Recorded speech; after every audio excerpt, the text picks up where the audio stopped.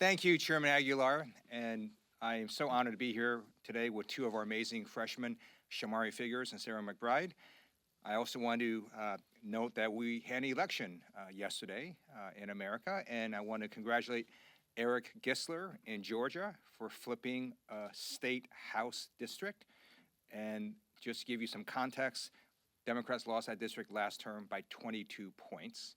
He won it last night. And I want to congratulate Eileen Higgins, the incoming mayor of Miami. She flipped that seat from red to blue, and she overperformed by 20 points. She is the first Democrat in nearly 30 years who's going to be mayor of Miami.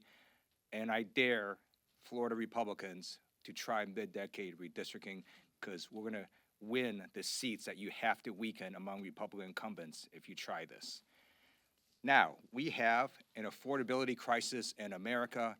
Electricity costs are surging, grocery prices continue to increase, and healthcare costs are skyrocketing. What is the President of the United States focused on? I'm just going to read you one of his many posts on social media. This one was from 2 days ago. The only reason Marjorie Trader Brown, green turns brown under stress, went bad is that she was jilted by the President of the United States. Certainly not the first time she has been jilted. Too much work, not enough time, and her ideas are now really bad. She sort of reminds me of a rotten apple. Marjorie is not America First or MAGA because nobody could have changed her views so fast, and her new views are those of a very dumb person. That was proven last night when washed-up, Trump-hating 60 Minutes correspondent Leslie Stahl, who still owes me an apology from when she attacked me on the show with serious conviction that Hunter Biden's laptop from hell was produced by Russia, not Hunter himself, totally proven wrong, interviewed a very poorly prepared traitor who in her confusion made many really stupid statements. My real problem with the show, however, wasn't the low IQ traitor. It was that the new ownership of 60 Minutes Paramount would allow a show like this to air. They are no better than the old ownership who just paid me millions of dollars for fake reporting about your favorite president, me. Since they bought it, 60 Minutes has actually gotten worse.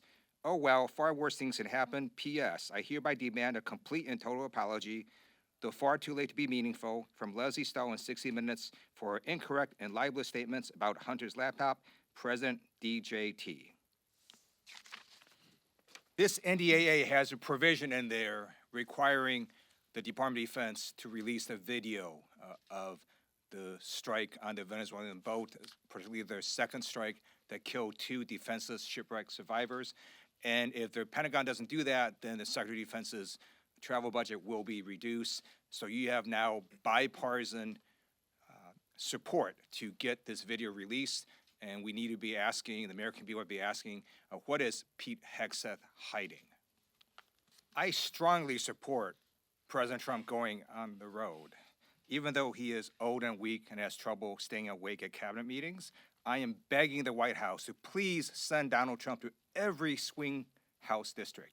Many people say that Congressman David Valadao in California would love to have Donald Trump visit. Donald Trump can talk about how tariffs are helping the farmers. He could talk about how the racial profiling by ICE is helping Valadao's constituents. And he could talk about how the Medicaid cuts are owning the libs in David Valadao's district. I would love for Donald Trump to go to every House swing district.